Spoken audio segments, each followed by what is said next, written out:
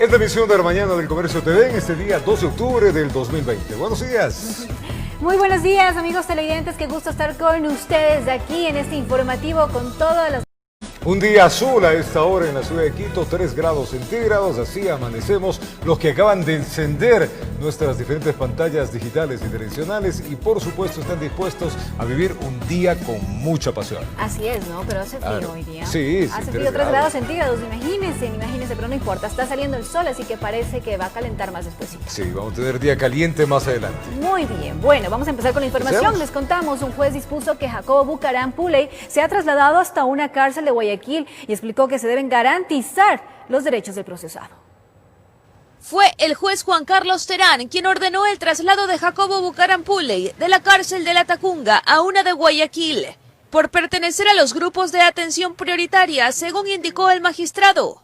Detalló que como alcance a la providencia que antecede, el traslado se debe realizar desde el Centro de Privación de Libertad de la Sierra Centro-Norte de La Tacunga, en la provincia de Cotopaxi, hasta la zonal número 8 en Guayaquil. Decisión que ha sido tomada al margen y respeto de lo que establece el artículo 698 del Código Orgánico Integral Penal, donde establece que las personas que están cumpliendo una medida cautelar privativa de libertad deberán estar junto a su juez de origen, es decir, en la jurisdicción en la cual el juez de origen tiene su domicilio. Recordemos que Jacobo Bucaram Puley fue detenido el pasado 25 de septiembre en Colombia. Sobre él pesan 3 investigaciones, una por delincuencia organizada, otra por asociación ilícita y por tráfico ilegal de bienes patrimoniales, informó Adriana Peralta. Este día jueves fue detenido el director de la penitenciaría de Litoral con fines de investigación por un supuesto delito de delincuencia organizada en relación a la muerte del israelí Shai Dahan. Veamos. La orden de detención fue emitida la tarde de ese jueves y minutos después lo interceptaron cerca de su domicilio en la vía Daule. En el exterior de la Fiscalía en el centro de Guayaquil le leyeron sus derechos constitucionales, le colocaron las esposas y lo trasladaron hacia el cuartel Modelo. Se le estaba ya trabajando con el eje investigativo y de inteligencia, el eje preventivo, y pudimos hacer una actividad durante todo el día para tener la oportunidad de detenerlo por la petición de la autoridad. Se trata del director de la penitenciaría del Litoral, Héctor Reina Vivar. La Fiscalía tiene sospechas de él en la investigación del asesinato del israelí Shai Dahan, uno de los extranjeros que les vendieron pruebas rápidas de COVID-19 a Jacobo Bucaram durante el inicio de la pandemia y que le quitaron la vida dentro del reclusorio, antes de ser trasladado a otra cárcel. El otro israelí, Oren Sheinman, habría acusado a Vivar de exigirle $30.000 a cambio de garantizar su seguridad. No podemos darle más detalles. Hay una delincuencia organizada, se entenderá que habrá estafa, extorsión, habrá muchas cosas ahí que verificar y demostrar a la autoridad. Reina anteriormente había sido director del mismo centro de reclusión, pero regresó en mayo de 2019, cuando se registró una violenta riña que dejó 6 PPLs asesinados. Él está en manos de la justicia y debe rendir una versión sobre el delito que se lo acusa en las próximas horas, y de ser presentado en una audiencia de formulación de cargos, podría quedar con prisión preventiva o con medidas sustitutivas a esta, informó Charlie Pisa. Y la defensa de los procesados por peculado en el caso Senau argumentan que no existen pruebas en su contra y demandan que se dicte sobreseimiento. Entre los acusados está el exministro Walter Solís, quien está prófugo y tiene una sentencia de 8 años de cárcel en su contra por el caso Sobornos. Tercer día de la audiencia de juzgamiento por el delito de peculado que involucra al exministro del correísmo Walter Solís, los ex jueces de Manabí, Lorena B. y Cristian M., el ex asesor jurídico de Senagua Marco R., el abogado Jorge M. y el ingeniero Jorge B. Este jueves la defensa de los procesados se centró en presentar la prueba documental. La justicia tiene que ser buscada, pero a veces tratando de buscar la justicia se cometen tremendos errores. Y este proceso es un tremendo error. Se basa en persecuciones anteriores. La Fiscalía General del Estado se ha ratificado en su denuncia inicial que Solís, cuando se desempeñó como titular de la Secretaría del Agua, la entidad solicitó al Ministerio de Finanzas de $8 millones para cumplir con el pago de un acta de mediación celebrada entre la Corporación Reguladora del Manejo Hídrico de Manabí y la compañía francesa Ondegremont, en donde se habría cometido el peculado, al haber destinado parte de esos recursos, $2.250.000, para cancelar honorarios de uno de los abogados y a un subcontratista. Esto para la Fiscalía significa que el dinero se destinó para pagar a terceros. Si usted me paga honorarios a mí, ¿qué tiene que ver el Estado? Si a usted le pagó el Estado, es su plata, ya no es del Estado. Es plata de una persona particular que paga a otra persona particular. De los 8 millones, 5.600.000 fueron devueltos al Estado ecuatoriano. La defensa de la jueza Lorena B. expone su inocencia. Que ella solo actuó en base a jueza constitucional dentro de una resolución de medidas cautelares. Que se cumpla nada más. Nada más. Está en manos de los jueces Dilsa Muñoz, Daniela Camacho y Iván León la suerte que pueda correr el exsecretario de Estado Solís, quien ya tiene encima una sentencia de 8 años de cárcel por el caso Sobornos 2012-2016. Informó Héctor Romero. Vamos a contarle que la ministra María Paula Romo se refirió a las declaraciones de Jorge Cherry, representante de la empresa IPCOR, que realiza o habría realizado operaciones de bonos en la administradora de fondos de Cevale. Esto sin la autorización de la ISPOL y los respaldos financieros. Veamos. La presunta estafa financiera al ISPOL por 530 millones, denunciada por la ministra de Gobierno, ha tenido nuevas implicaciones tras el pronunciamiento del ejecutivo de la empresa IFCORP. Estas operaciones en bonos nos preocupan especialmente porque los montos superan en mucho los montos del tema privado. Como usted bien lo ha dicho, no solamente es esta investigación al interior del ISPOL, sino también el manejo que los privados o que los actores privados del mercado de valores pudieran haber realizado. La secretaria de Estado informó que Amaste de Cevale, depositaria financiera de la institución policial, hay otras 5 en capilla. Casas de valores, calificadoras de riesgos y el propio de Cevale. Esperamos que esa intervención nos dé claridad y nos dé transparencia. Lo dijo durante la colocación de la primera piedra para la construcción de la VC en Chobo, Milagro. Además de ser el cantón más grande de la provincia del Guayas, luego de Guayaquil, también aporta con la mayor carga delictual de entre todos los cantones de esta provincia. Sin embargo, es importante indicar que por primera vez, luego de más de 2 años, este distrito de policía ha logrado estar con todos los índices y los indicadores del cuadro del Valle Integral en verde. Y que solo cuando las cuentas estén claras y el dinero espeso, calmarán las aguas. Quizá la temperatura legislativa, informó Jorge Escobar. Y aún no se define el pedido sobre el uso de dióxido de cloro en casas de salud. Esto porque la acción de protección presentada por la Coalición Mundial de Salud y Vida no pudo resolverse este jueves por la extensión del expediente. La diligencia se reinstalará el 13 de octubre. La posibilidad de que el dióxido de cloro se pueda utilizar en el país como alternativa de salud y antídoto para el COVID-19 llega a instancias legales. Fue la Coalición Mundial Salud y Vida, COMUSAP, Ecuador, que presentó una acción de protección frente a la negativa que existiría de las autoridades para que el producto se pueda utilizar legalmente. Se les ha negado a nuestros médicos, se ha negado a nuestros profesionales de salud y se ha afectado al pueblo ecuatoriano que no le han permitido acceder a una alternativa de salud. Mediante una acción de protección quieren que se oficialice la aplicación del dióxido de cloro. Mucha gente va a pensar que de pronto ustedes lo que quieren hacer es comercializar y sacar beneficios. Gracias a eso, la coalición no queremos, nosotros no somos ni productores ni distribuidores. Al contrario, queremos que las autoridades de salud tomen el control.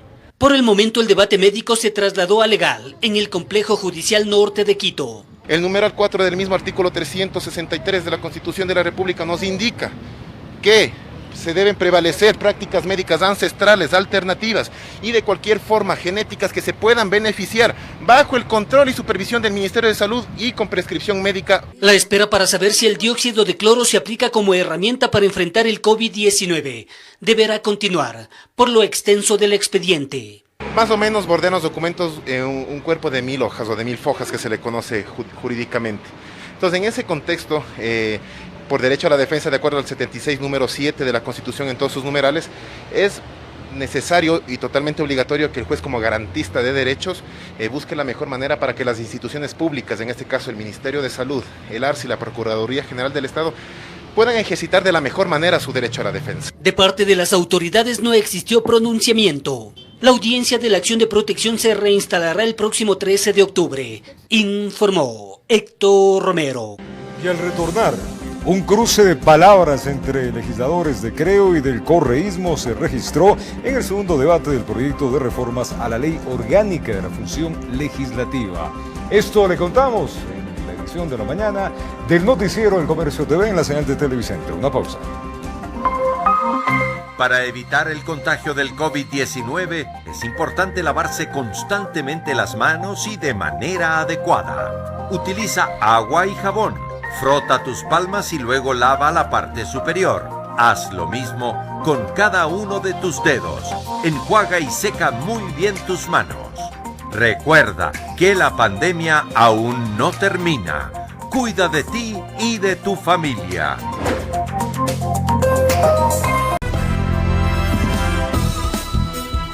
7:15 en la mañana, como reloj inglés, estamos listos para compartir con el ministro de Trabajo. Le damos la bienvenida a Andrés Isch, el ministro de Trabajo en este gobierno. A esta hora, desde la matriz de Televicentro, le saluda a Roberto Álvarez Vandenberg. Señor ministro, buenos días. Buenos días, Roberto. Muchas gracias por la invitación.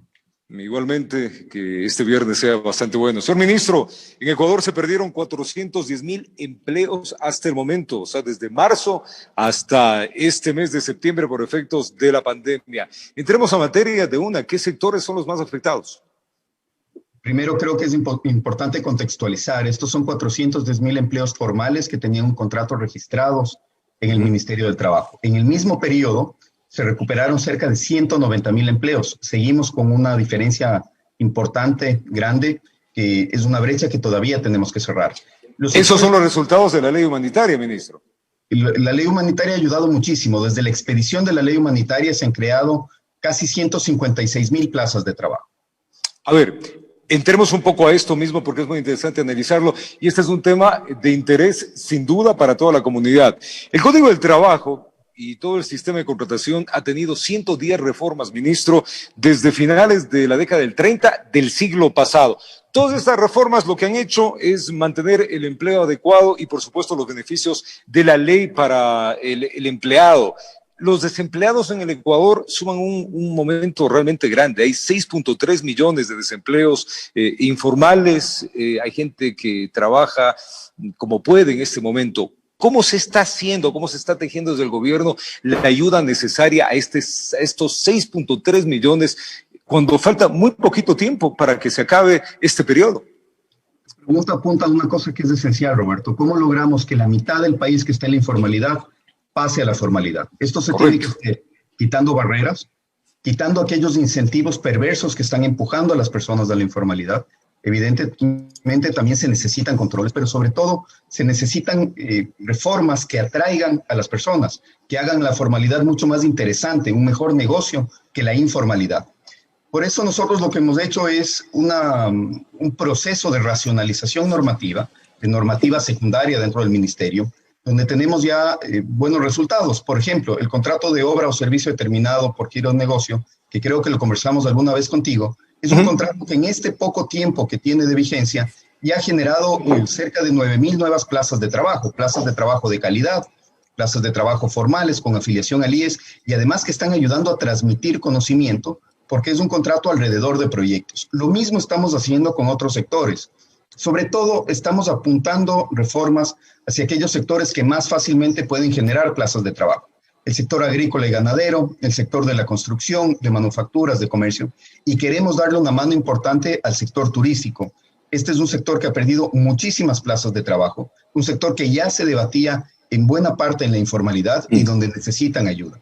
Otro aspecto que es muy importante, tenemos que darle una mano grande a las mujeres. Las mujeres ya tenían brechas muy marcadas con respecto a los hombres y ahora en la pandemia esto se ha agravado.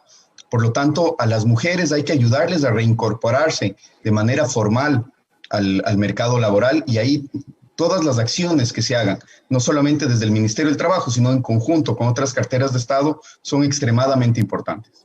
Señor ministro, hace un momento hablamos de que se ha recuperado 150.000 empleos. ¿En qué áreas está esta recuperación? Estos que se han recuperado desde la expedición de la ley humanitaria, desde el 22 de junio, están sobre todo en el sector agrícola y ganadero, en el sector manufacturero, de comercio y en el sector de la construcción. Esos son los 4 sectores más importantes. También hay un quinto sector, que es el sector de servicios y actividades científicas, que ha tenido un repunte importante. Ahora viene un tema que sin duda este momento causa, sobre todo por efectos de la pandemia, mayores estragos. La terminación laboral por causa mayor. ¿Qué número tenemos con esto? ¿Esto ya se estabilizó, se sigue dando? Recordemos que de marzo a mayo tuvo una incidencia sumamente fuerte. Así es. Tenemos del 100% de las terminaciones de contratos formales de trabajo, el 94% se refieren a otras causales y un 6% se refieren a la causal de fuerza mayor o caso fortuito, el artículo 194, numeral 6. Esta terminación, al parecer, se dio sobre todo en esos primeros meses a los que tú haces referencia.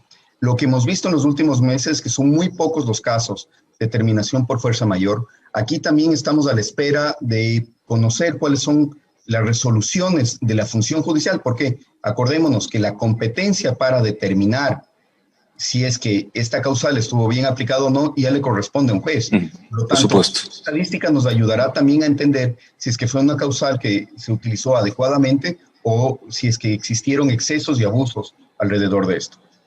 Ministro, yendo a los empleos, que es lo que también mucho preocupa al ecuatoriano. Ok, tenemos en este momento un desempleo grande en el país. ¿Cuáles son las áreas que más rápido están generando empleo? O sea, en este caso el desempleado, ministro, ¿dónde puede aplicar para encontrar un empleo formal? Tenemos, como te había comentado, Roberto, esas 4 áreas principalmente, ¿no es cierto? Agricultura y ganadería, manufacturas, comercio y construcción. Ahí es donde más rápidamente se ha generado empleo. Y creo que es muy importante que ayudemos a los ecuatorianos a generar capacidades suficientes y actualizadas para poder encontrar en esas áreas, sobre todo, empleos de calidad y además la posibilidad de crecimiento. Hemos entrado con mucha fuerza en los programas de capacitación a través tanto de SECAP como de Socioempleo. Tenemos ya algunas experiencias muy importantes de emprendimientos que han arrancado gracias a estas capacitaciones, personas que estaban desempleadas y ahora no solamente que tienen una fuente de ingresos, sino que también están generando plazas de trabajo. Por lo tanto, esta generación de capacidades es esencial si es que queremos no solamente que se creen empleos, sino que se creen empleos de calidad, empleos donde los ecuatorianos puedan avanzar constantemente hacia una mejor calidad de vida y un mejor futuro para sus hijos. Y sin duda, bueno, estas son las 5 áreas que están generando empleo, pero ¿cuáles son las que se han caído? ¿Cuáles son las que no levantan cabeza? Tenemos un problema muy serio en turismo, eso es evidente, hay una contracción fuerte de la demanda y además las condiciones de salubridad sanitarias, especialmente al comienzo de la pandemia, fueron críticas. El confinamiento impidió que la gran mayoría de los negocios relacionados con las actividades turísticas y de alimentación puedan operar normalmente. Tenemos también un problema muy serio con el trabajo remunerado del hogar. Ahí le estamos poniendo mucha atención. Son miles de mujeres que se han quedado en la calle. Exactamente, sin una opción de trabajo, con el miedo también de los empleadores de que entre una persona a su casa por todo Correcto. el miedo en relación al contagio. Así es que estamos buscando crear protocolos que nos ayuden a recuperar esas plazas de trabajo, también identificar a esas mujeres para ayudarles con capacitaciones a tener otras alternativas. Y tenemos también un problema serio a nivel del sector de comercio. Si bien ha creado muchas plazas de trabajo, también perdió muchas plazas de trabajo, sobre todo al comienzo de la pandemia. Ministro, no viene al caso, pero nos llama mucho la atención y quiero preguntarle, ¿qué pasa con el Hotel Marriott? Hablamos de que el turismo está caído, pero cuando un hotel emblema, como es la marca Marriott, decide cerrar sus puertas, es que realmente la señalética, en este caso, o las señales que se envían, son de graves problemas. ¿Qué sucede ahí? Es una situación difícil y compleja. Inmediatamente en cuanto conocí la noticia, pedí a un equipo del ministerio que se traslade hacia el hotel, porque lo que necesitamos hacer es intentar mediar entre las partes y lograr de ser posible que se logren salvar plazas de trabajo, y si es que no, que la desvinculación se lo haga de acuerdo a la ley y de acuerdo a los preceptos jurídicos vigentes. Recordemos que la competencia del ministerio llega hasta cierto punto. Después de eso pasa a la función judicial. Lo que nosotros queremos es precisamente que esa conflictividad no aumente, que idealmente se logren encontrar puntos de acuerdo entre trabajadores y el empleador, y que las personas tengan la certeza y la tranquilidad de que o van a mantener su plaza de trabajo o, en caso contrario, van a ser liquidadas conforme a derecho. Ministro, usted plantea un cambio al Consejo de Trabajo y salario. Esto no se ha topado en mucho tiempo. ¿Cuáles son los cambios? Mi preocupación alrededor del Consejo ha sido sobre todo que los insumos que produzca el Consejo sean recogidos por el Ministerio y sean adecuadamente utilizados. Creo que es un Consejo que, sobre todo en el último tiempo, ha sido muy propositivo, de donde han salido ideas valiosas, y quizás nos falta el último paso, que es que esas ideas se terminen transformando en reformas estructurales. Hemos convocado un espacio amplio de discusión y de conversación con la ciudadanía, que lo hemos denominado Juntos por el Trabajo. Aquí se están creando los nuevos consensos para el futuro de las relaciones laborales en el Ecuador. Necesitamos relaciones laborales justas, que garanticen adecuadamente la protección de derechos, que creen trabajo y que generen capacidades. Y alrededor de estos tres ejes, la ciudadanía es la que está construyendo propuestas que esperamos se conviertan en mandatos para toda la clase política, para, en este caso, el ministro de Trabajo, y que excedan además de los tiempos electorales y que excedan de un periodo presidencial. Esto es un tema tan importante, Roberto, que necesitamos que esas reformas sean sostenibles. Ministro, hablemos del teletrabajo. El teletrabajo ya se quedó, producto evidentemente de la pandemia. Esto en el Ecuador se aceleró, en el mundo ya se hacía un teletrabajo, pero aquí en el Ecuador no estaba normado. Producto de la pandemia, muchos ecuatorianos decidieron el teletrabajo. ¿Qué acuerdos desde el ministerio se está planteando? ¿Cómo se está reformando este teletrabajo? El teletrabajo fue muy importante, sobre todo para sostener algunas actividades del Estado, para poder seguir brindando servicios, y en varias áreas de la economía ayudó a mantener los puestos de trabajo. Sin embargo, también se dieron algunos abusos. Esta adaptación a una nueva modalidad lo que hizo es que algunos empleadores sientan que podían hacer consultas y pedir todo el día. Todo el día, en fines de semana, en las noches. Por lo tanto, lo que hicimos desde el ministerio es regular de una manera mucho más adecuada para, en primer lugar, garantizar periodos de descanso, periodos de desconexión, fines de semana y el tiempo necesario para que el trabajador pueda estar tranquilo, descansando y con su familia. Y en segundo lugar, también garantizar que el trabajador cuente con los insumos necesarios. Yo siempre digo que si es que un trabajador entrara al sector de la construcción, a nadie le sorprendería que el empleador tenga que entregar botas, casco, herramientas, etcétera. Y con el teletrabajo es exactamente igual. Es el empleador el que tiene que proporcionarle de los equipos suficientes, de la conexión a Internet, de software en caso de que se necesite, para que el trabajador pueda realizar adecuadamente sus labores. Para entender un poco, ministro, porque esto es importantísimo, ¿cuántos miles de trabajadores este momento, a hoy día, están utilizando este sistema? Entre 450,000 y 500,000 personas. Ya, ¿y qué derechos tienen? A ver, las obligaciones que tiene el empleador y las obligaciones del empleado, para que se tenga claro ese punto. Sí, es interesante, Roberto, justamente para responder tu pregunta, ver también la evolución. A marzo de este año teníamos apenas 18,000 personas trabajando en el sector privado. Ahora nos acercamos a las 200,000. Y en el sector público teníamos alrededor de 40,000 y nos acercamos a las 250,000. Es decir, hemos tenido que dar pasos sumamente rápidos y adaptarnos a esto. Por eso es que el acuerdo ministerial lo que hace es describir todas las obligaciones que tiene el empleador en relación a la garantía de los periodos de descanso y desconexión. Por ejemplo, que una persona no esté más de 4 horas al frente del computador sin tener un descanso. Eso es sumamente necesario, inclusive para su salud. También hemos garantizado a través de este acuerdo, como decía, que se tengan los insumos y las herramientas suficientes. Y esto tiene una parte de corresponsabilidad, porque el teletrabajo no son vacaciones.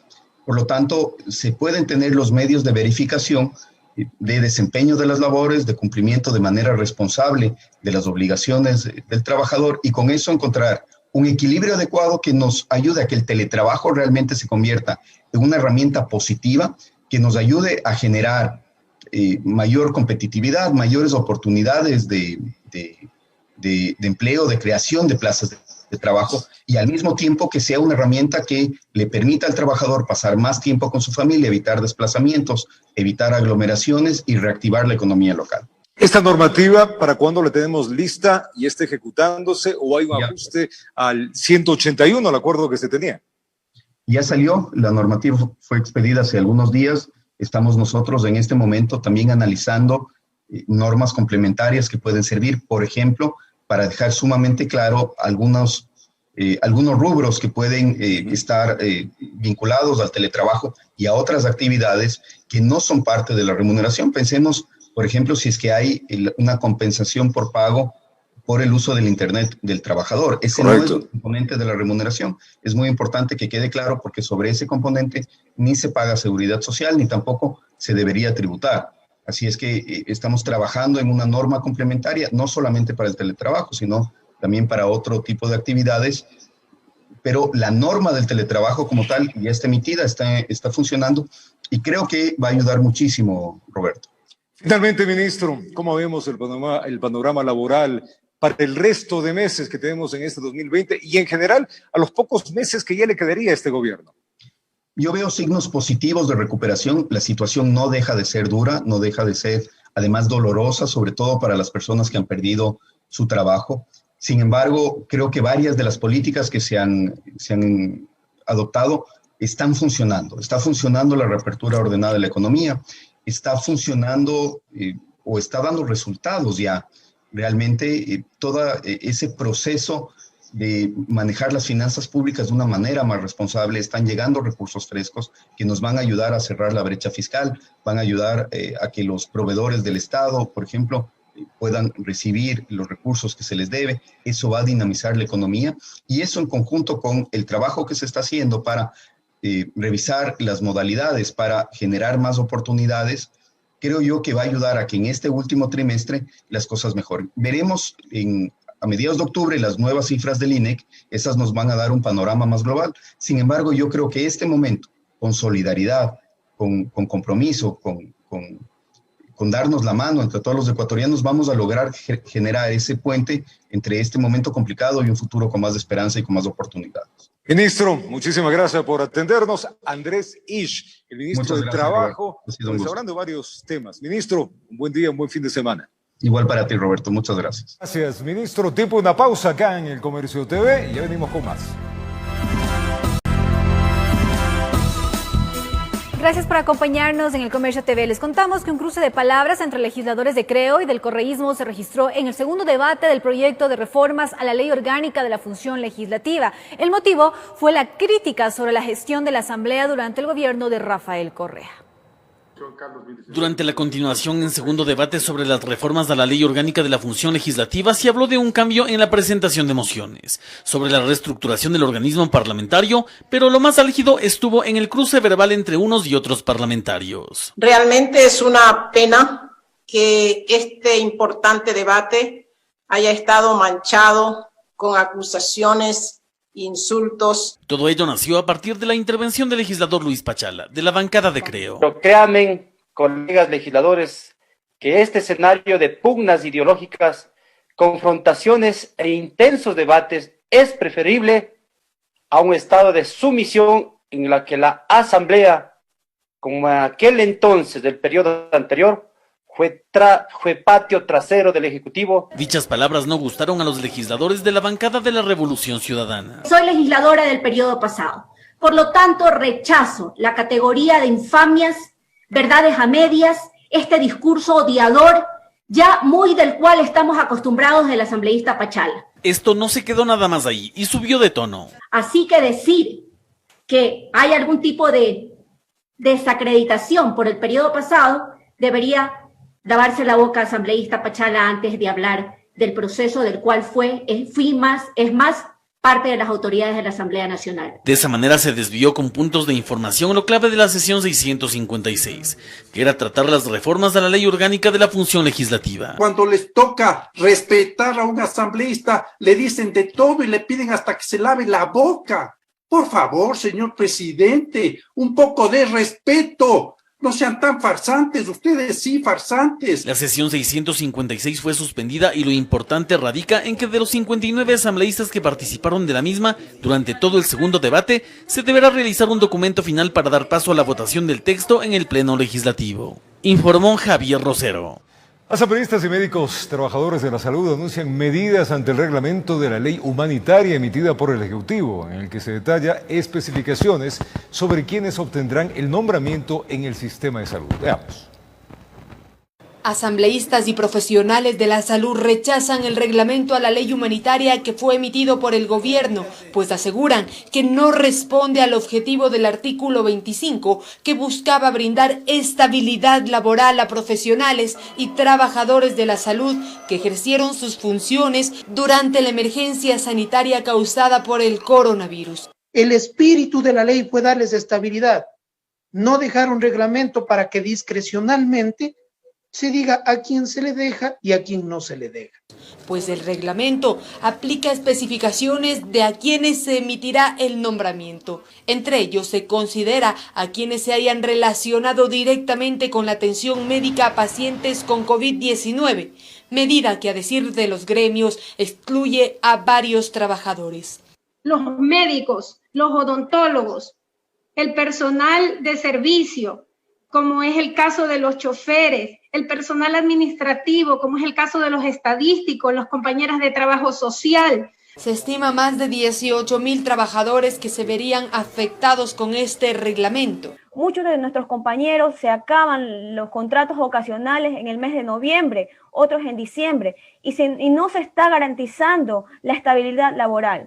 Ante esta situación, asambleístas anuncian acciones inmediatas. Rechazamos este reglamento, estamos haciendo el análisis, vamos a pedir al Pleno de la Asamblea Nacional que convoque a las distintas autoridades para que informen el por qué se toma una medida tan contradictoria con la ley y que evidentemente y a clara luz puede tener acciones administrativas correspondientes en el orden judicial que hagan que en el contencioso administrativo pueda ser revertido esto y entregado el nombramiento a todas las personas que trabajaron durante la pandemia. Gremios de profesionales y trabajadores de la salud también tomarán medidas. Vamos a presentar una medida cautelar porque sentimos la vulneración de nuestros derechos. Informó Valeria Navarro. Y en el CNE continúan las inscripciones de precandidaturas presidenciales. Hasta la dependencia llegaron los binomios del Movimiento Suma y del Movimiento Ecuatoriano Unido. Gerson Almeida y su binomio Marta Villafuerte acudieron a inscribir sus precandidaturas a la presidencia y vicepresidencia de la República hasta el Consejo Nacional Electoral. Ellos representan al Movimiento Ecuatoriano Unido, también autodenominado Provida. Hoy nosotros como binomio Provida venimos a ratificar nuestra convicción por la vida, entendiendo que la vida es el principal de los derechos, el primero, el mejor, el más inmanente. Otro de los aspirantes a Carondelet que asistió a registrar su precandidatura fue Guillermo Celi, del Movimiento Suma. Este acudió con Verónica Sevilla, su compañera de fórmula. Este es el momento de sumar y este es el momento de unirnos todos los ecuatorianos para transformar a esta patria maravillosa. Tanto los aspirantes a la presidencia por Suma y Ecuatoriano Unido llegaron acompañados de simpatizantes y uno que otro candidato a la Asamblea Nacional o al Parlamento Andino.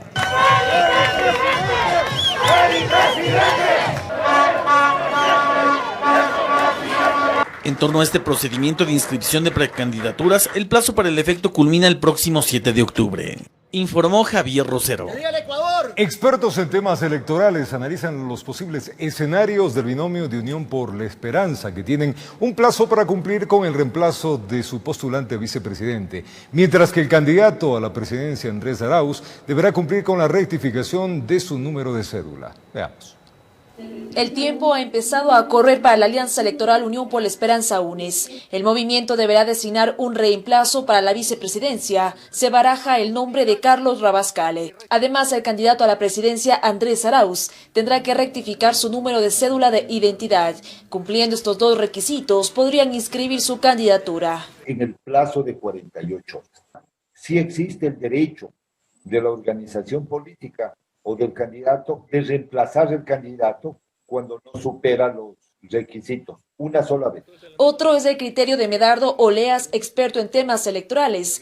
Critica la decisión del Consejo Nacional Electoral. Explica que el movimiento no cumplió con los requisitos previos en las primarias. Por lo tanto, dice, abre la posibilidad para los otros partidos políticos que han sido cuestionados. En el Ecuador, bajo la tesis de que se debe promover la democracia y la participación, se puede violar la ley, se puede violar los reglamentos. Nunca he visto un proceso tan conflictivo como el actual. Pero ¿cuáles son los posibles escenarios si el binomio es o no calificado? Procesos de impugnaciones y apelaciones, aseguran los dos entrevistados. De todos los demás partidos, el momento que se califique esa candidatura, nuevamente lo van a impugnar, y si resuelve el Consejo Nacional Electoral calificar esa candidatura, van a apelar. Y en el caso de negativa de la inscripción, pueden plantear el mismo recurso ante el Tribunal Contencioso Electoral y será ese organismo el que decida en última y definitiva instancia. Además, el Consejo Nacional Electoral también dio 48 horas para que el movimiento Unión Ecuatoriana y Unidad Popular rectifiquen los requisitos. En otra resolución, el CNE calificó el binomio de Lazo-Borrero tras presentadas varias impugnaciones. Informó Priscila Cadena. En una resolución, el presidente del Tribunal Contencioso Electoral criticó el reglamento interno del Consejo Nacional Electoral de inscripción de candidaturas de manera presencial, que lo calificó como inaceptable e inaplicable. Uno de los trámites que causó polémica en el proceso previo a elecciones quedó en tela de duda. El juez del Tribunal Contencioso Electoral, Arturo Cabrera, determinó que la aceptación personalísima de la postulación a una dignidad de elección popular ante los delegados del Consejo Nacional Electoral establecido en el Reglamento de Democracia Interna impone un gravamen innecesario, inaceptable e improcedente para el ejercicio de los derechos de participación de aquellos ciudadanos que se verían obligados a trasladarse y comparecer de manera personal y física. Además, considera que es una norma regresiva, discriminatoria y vulneradora de derechos, por lo que es inaplicable. Esto consta en una sentencia con fecha 30 de septiembre que corresponde a un recurso solicitado por el movimiento Sí Podemos de Manabí. La aceptación de las candidaturas de manera personal generó debate, sobre todo en el caso del expresidente Rafael Correa. La sentencia podrá ser apelada y pasará a conocerla el Pleno del Tribunal Contencioso Electoral. Informó Priscila Cadena. Vamos a contarles ahora que usted puede ser parte de nosotros. No se olvide, pues a través de nuestras redes sociales usted puede también enviarnos sus mensajes a los noticieros de Televicentro en el 095184393. Siempre son bienvenidas sus inquietudes. El Instituto Ecuatoriano de Seguridad Social recibirá un desembolso de aproximadamente $1.400 millones por parte del Estado para saldar su deuda correspondiente al 40% del Fondo de Pensiones adeudado desde octubre del año 2019. De este dinero, 400 millones se entregarán en efectivo y 1.000 en bonos. El Instituto Ecuatoriano de Seguridad Social, IES, recibirá el pago de una parte de los $1.700 millones que le adeuda el Estado desde octubre del año pasado, correspondiente al 40% del Fondo de Pensiones. De esos $1.400 millones, una parte va a ser en efectivo. En una primera instancia van a ser 400 millones. Parece que en la negociación vamos a lograr de que sea más de 400 millones en efectivo. La contraparte va a ser en bonos. Este dinero será pagado con una parte de los 6.500 millones del préstamo recientemente aprobado por parte del Fondo Monetario Internacional. El directorio de la institución realizará un estudio actuarial para determinar si es pertinente aceptar una parte del pago de la deuda en bonos transables. En bonos de 5, 10 y 15 años, con una tasa de interés de pago de interés interesante. Marco Proaño Maya, experto en seguridad social, señala que el pago en bonos no es aceptable para el IES, pues la Ley de Seguridad Social, suscrita en 2001, estipula la entrega del dinero en efectivo. La ley dice que tiene que darle en efectivo, porque señala que tiene que constar en el presupuesto del Estado. Proaño enfatiza en que el IES necesita liquidez. Cuando el Estado cumpla con su obligación de pagarle el 40% al fondo de pensiones, tiene que ser en efectivo. La aceptación de los $1.000 millones en bonos es un tema que aún se debate entre el Ministerio de Finanzas y el IES. Sin embargo, se espera que el desembolso del dinero en efectivo se realice en los próximos días. Informó Paola Castillo. Actualmente, la Ley de Apoyo Humanitario dispone de una figura legal para que las empresas o personas naturales que mantengan deudas lleguen a un acuerdo con sus acreedores. Se trata del concordato preventivo excepcional que, de acuerdo a un grupo de deudores de buena fe, no estaría siendo aplicado. La crisis económica que atraviesa el país en medio de la pandemia por COVID-19 hizo que la figura legal del concordato preventivo, por medio del cual empresas o personas naturales deudoras pueden llegar a acuerdos con sus acreedores, cobre vigor en la Ley de Apoyo Humanitario. Sin embargo, a decir de algunos afectados, lo que están haciendo las entidades financieras desdice mucho del espíritu de la norma emitida, que es precisamente ayudar al deudor. es el caso de esta emprendedora, María Auxiliadora Andrade, quien comenta que lejos de ofrecerle llegar a un consenso. En mi caso se cobraron tarifas adicionales por gestión de cobranzas. Adicionalmente me cobraron multas por retraso en un momento donde en realidad cumplir con una obligación crediticia se vuelve un reto. Ahora la Asociación de Deudores de Buena Fe interviene para pedir a las autoridades más apoyo a quienes atraviesan por problemas económicos dado el contexto del país, pero que tienen la voluntad de cumplir con sus obligaciones. ¿Cuál es el problema de la refinanciación? Por ejemplo, si yo le pago a usted los 5 primeros años, créame que del 100%, el 95% va a pagar a los intereses. Esa deuda va a ir subiendo y subiendo y subiendo. ¿Usted cuándo paga el capital? Entonces, esa es la negociación que nosotros tenemos que hacer, ver todos los parámetros. Y que a su vez, según aducen, los bancos también recuperen su dinero. Buscaran este mecanismo para decir, señor, nosotros no le vamos a cobrar durante 6 meses, nosotros le vamos a perdonar parte de los intereses o parte del capital inclusive, pero usted manténgase vivo. Solicitamos la versión de la Asociación de Bancos Privados del Ecuador, pero se nos indicó que no podían darnos una entrevista porque tenían la agenda llena, mientras que la Superintendencia de Bancos manifestó que los deudores de buena fe tienen procesos de reclamo con el Banco Central del Ecuador. Pero dicha entidad dijo lo contrario, informó Adriana Peralta. Cientos de personas marcharon desde el Parque El Arbolito hasta el centro de Quito. Ellos alzaron su voz de protesta frente al desempleo y la situación económica por la que atraviesan. No se registraron mayores incidentes, pues la policía dispersó a los manifestantes. Veamos. Protesta que inició en el Parque El Arbolito al norte de Quito. Avanzó por la avenida Tarqui, 10 de agosto, Guayaquil, hasta la calle Chile. Y es que con pancartas y cánticos alzaron su voz de protesta ante lo que atraviesan. No hay trabajo, ¿qué podemos hacer? Tenemos que dar de comer a nuestros hijos. 11 años de trabajo. La empresa nos quiere dar 2 neveras por la liquidación de 11 años, acogiéndose a la mal llamada ley que lo favorece a ellos nada más, al artículo 169.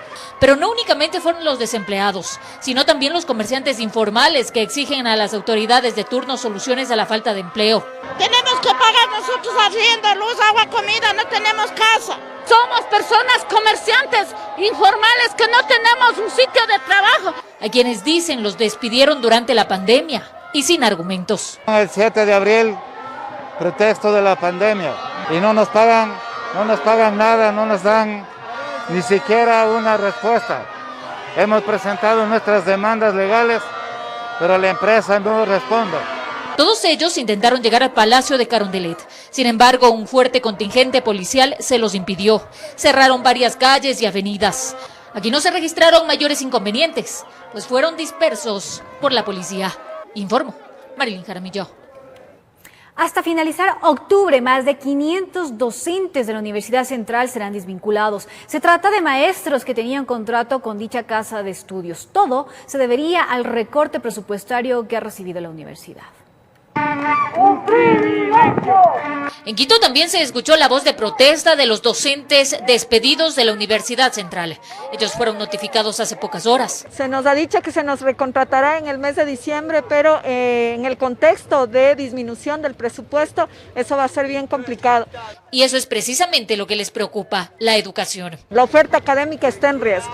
A ellos se les dio por finalizado el contrato temporal que tenían con la universidad. Bueno, los que terminaron el contrato son 419. 419 que fueron despedidos este 30 de septiembre, pero al finalizar octubre serán desvinculados más docentes. Porque hay 130 contratados más cuyo contrato termina en octubre. Son los profesores del área de las ciencias de la salud.